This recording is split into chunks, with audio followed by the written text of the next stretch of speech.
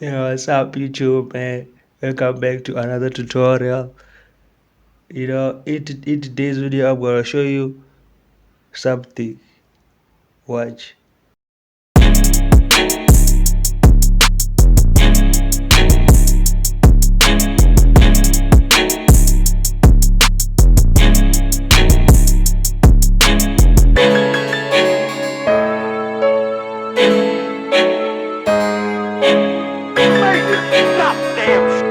Nicholas.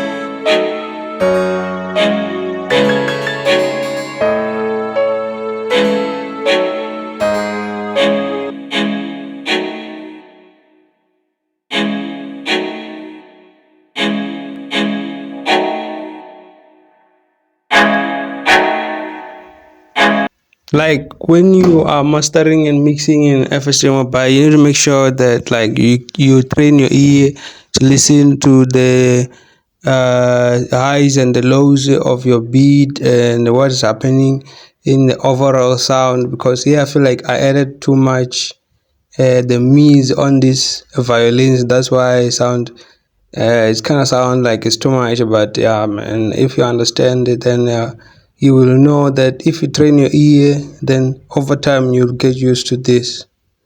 Yeah, man, I'm just trying to show you how to master in FX Studio Mobile. So you will see when I add the FX limiter, everything will be sounding balanced. There's enough lows, mids, and the highs inside a beat. So like, yeah, man, there is no space, every space is filled. So that's how you can like master your beats in FL Studio Mobile. Yeah, if you're new to the channel, make sure you subscribe, comment, like, and share all these videos. Yeah, man, watch the video until the end. And if there's anything that you need, like you don't understand, make sure you ask in the comment down there. Let's get it, bro.